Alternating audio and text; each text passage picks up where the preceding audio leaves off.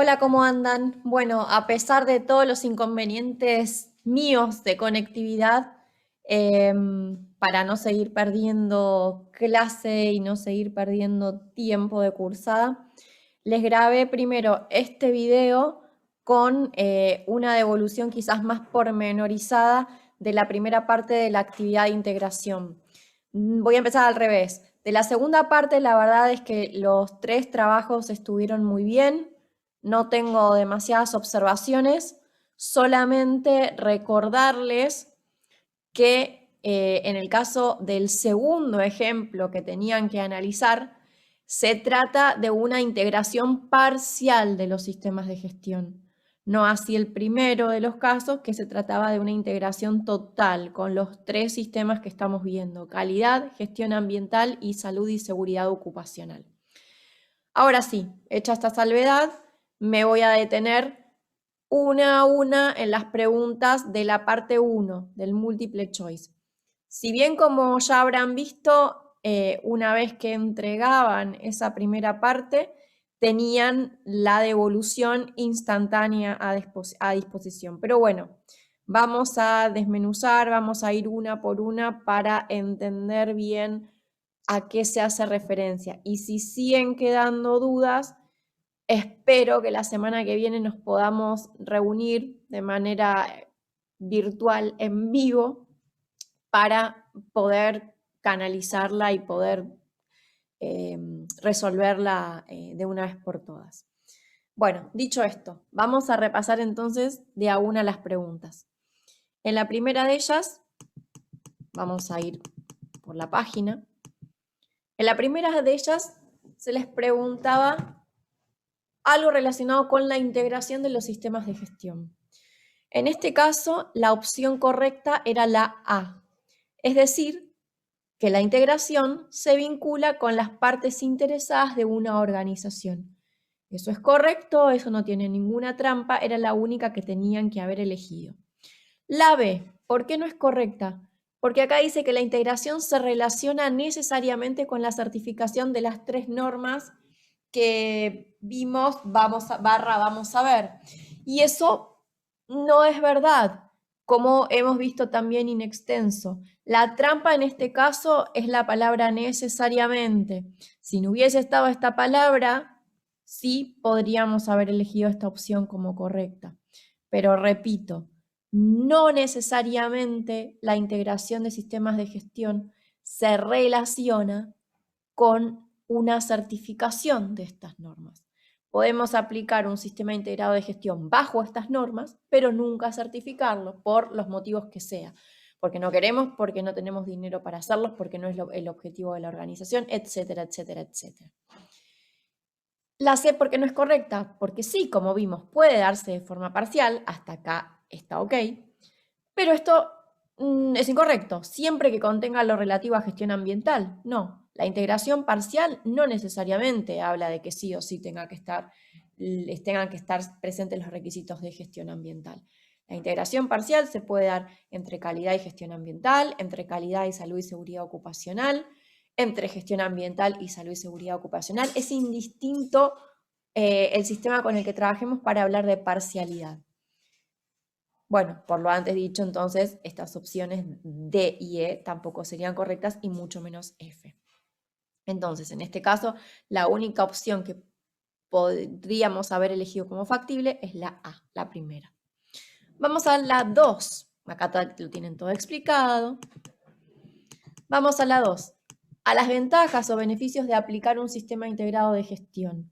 En este caso, la opción correcta era la F, que nos dice que las válidas son la eliminación de documentación redundante, que es correcto, y el logro de una mayor sinergia en el control de la gestión. B y D son correctas, pero la opción que tenemos que elegir, como era una sola la que tenían que seleccionar, es la F, que engloba a las dos mencionadas anteriormente. ¿Por qué no es la A una opción correcta?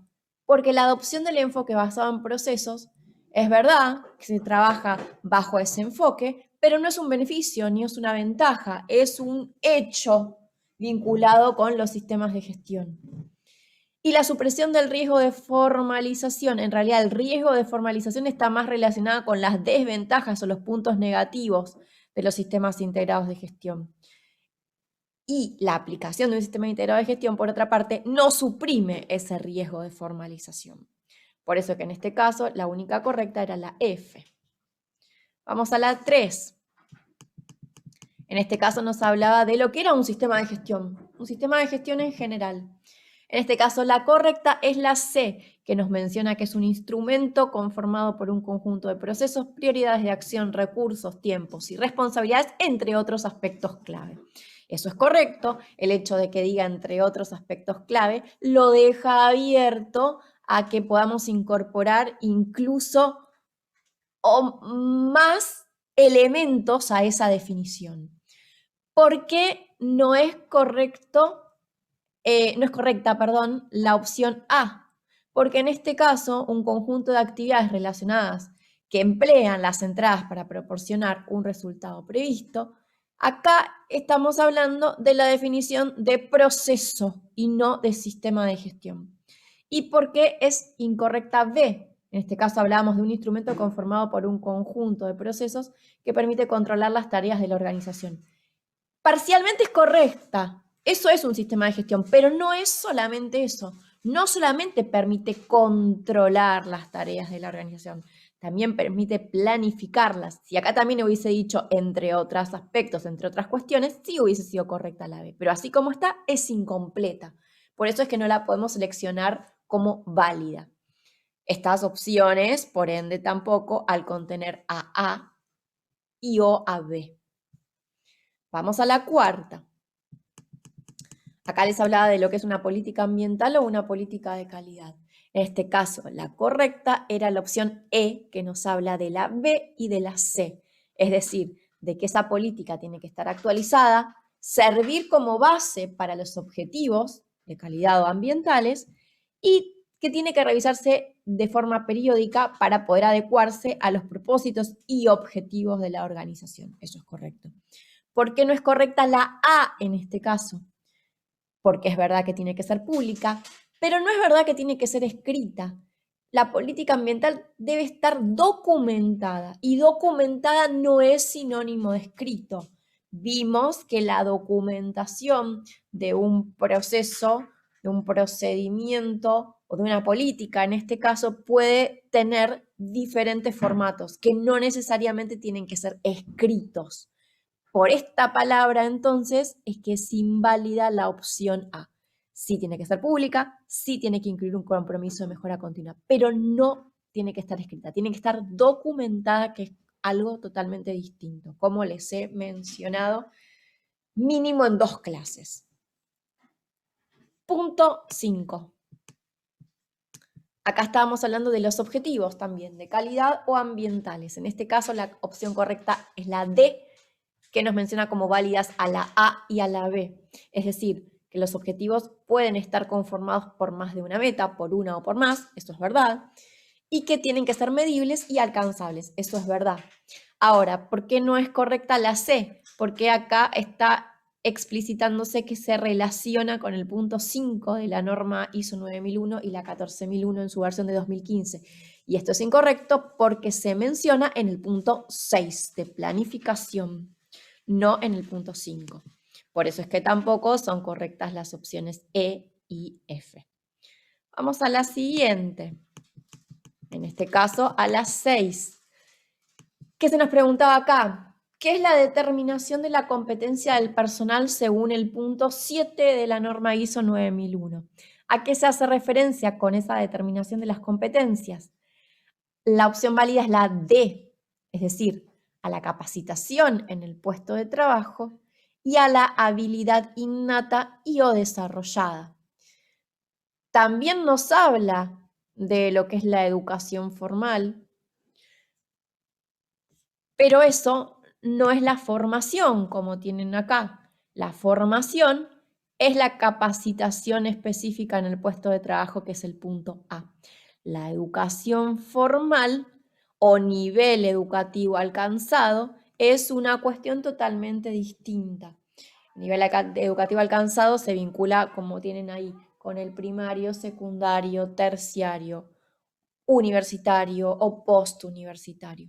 Entonces, sí se vincula con la formación, pero la formación sería lo que está relacionado con A. La educación formal es otra cosa aparte. Por eso es que la B la tenemos que descartar y por ende la E y la F.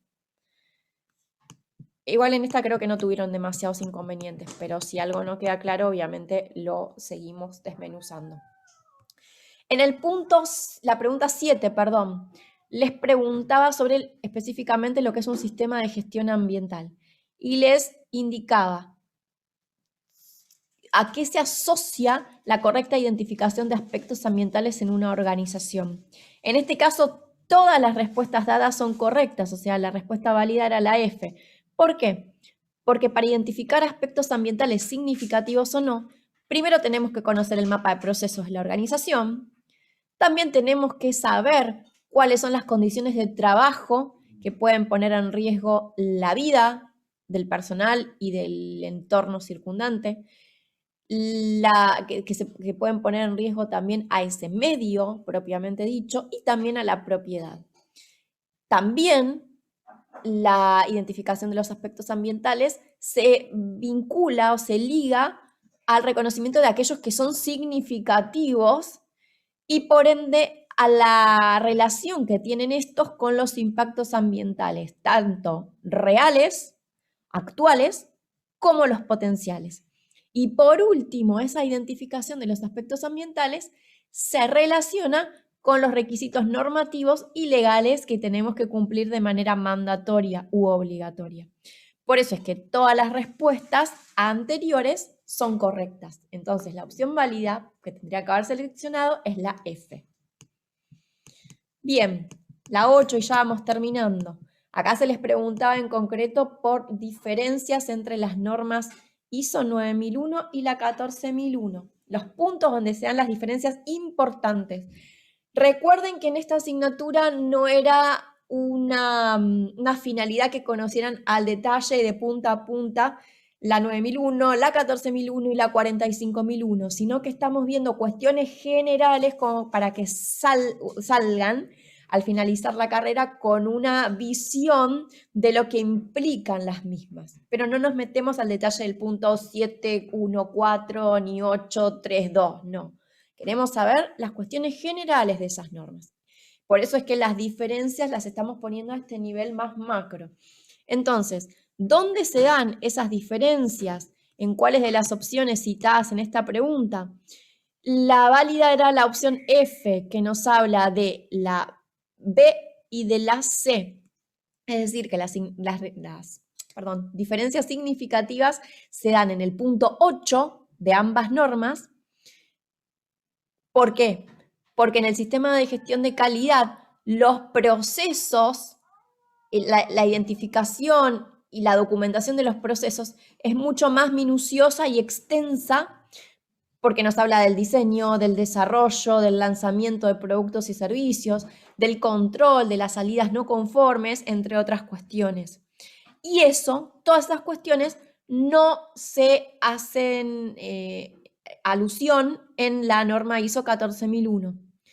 ¿Y por qué la C, la opción C? Porque también se dan grandes diferencias en el capítulo sobre operación, porque en este caso, en los sistemas de gestión ambiental, hay que incluir todo lo ligado a la preparación y respuesta ante contingencias o emergencias, como un requisito accesorio que no se solicita en los sistemas de gestión de calidad. ¿Por qué no son correctas las otras, la A y la D en este caso, y la E en consecuencia? La A, porque en el punto 4, que es el de contexto de la organización, no hay diferencias significativas. Y en la D, porque tampoco hay diferencias, mejor dicho, en este sí hay diferencias significativas, pero había una trampita. ¿Por qué? Porque todo lo vinculado con satisfacción del cliente está ligado a los sistemas de gestión de calidad y no al sistema de gestión ambiental. Entonces acá estaba la trampa. Sí hay diferencias significativas en este capítulo, pero esta segunda parte es la que no es correcta. Vamos ya a las últimas. En este caso, Se nos preguntaba por lo que es la evaluación de desempeño, que está ligada al punto 9 de la norma ISO 9001.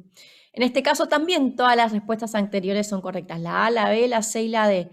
Entonces, en la primera, en la A, nos explica lo que es esa evaluación de desempeño o evaluación de rendimiento y qué es la misma, en qué se basa. En poder comprobar la existencia de algún desfasaje, de alguna brecha entre lo que el cliente interno o externo quiere y lo que la organización, cualquiera sea esta organización, le puede ofrecer a ese cliente. Y en las opciones B, C y D, se nos mencionan instrumentos o herramientas para poder medir ese desempeño o ese rendimiento. ¿Cuáles son? Las encuestas de satisfacción, las sugerencias y o reclamos y a la fidelización de los clientes, entre otras, como hemos visto también. Entonces, en este caso, la respuesta válida era la E. Todas las anteriores son correctas. Y la última, que acá sí podrían tuvieron de hecho algunos inconvenientes, se nos pregunta lo que es una no conformidad según las normas de referencia. En este caso, la única opción correcta era la B. La no conformidad es aquella que establece la necesidad de implementar acciones para eliminar la causa raíz, que puede ser actual, o sea, que puede existir o no, o que es potencial. ¿Por qué no son correctas la A, la C y la D? La A, como lo explica también acá abajo, porque esta opción no me está hablando de lo que es una no conformidad, sino de lo que es un hallazgo. Un hallazgo no necesariamente tiene una connotación negativa, no necesariamente es una no conformidad. Esto lo explicamos en una de las clases y lo tienen también en el Power que les compartí sobre sistemas de gestión de calidad. El punto C es incorrecto, es parcialmente correcta. ¿Por qué? Porque sí, la no conformidad se vincula a acciones correctivas en el caso de una no conformidad real, se vincula a acciones preventivas en el caso de una no conformidad potencial, pero en la norma nunca se habla de lo que son oportunidades de mejora. Así que esta parte es incorrecta y por esta parte incorrecta se nos invalida toda la opción. Y en el caso del punto D es incorrecto porque tampoco nos está hablando del concepto de no conformidad ahí, sino de lo que es un requisito. El requisito, o mejor dicho, el incumplimiento de un requisito implícito u obligatorio, es decir, un requisito de la norma ISO 9001, por ejemplo, o un requisito normativo, legal, o un requisito que nos hayamos puesto como organización en nuestro sistema de gestión, el incumplimiento de los mismos da lugar a una no conformidad, pero el requisito en sí mismo no es la no conformidad. Por eso es que aquí la única opción correcta que deberían haber seleccionado es la B, que es la que realmente nos habla de la definición de ese concepto. Bien, esto es todo lo que quería mostrarles. Recuerden, y repito, como dije al principio, si siguen teniendo alguna duda después de esta devolución más pormenorizada, la canalizamos, espero, en la próxima clase, que espero pueda ser en vivo. Nos estamos viendo.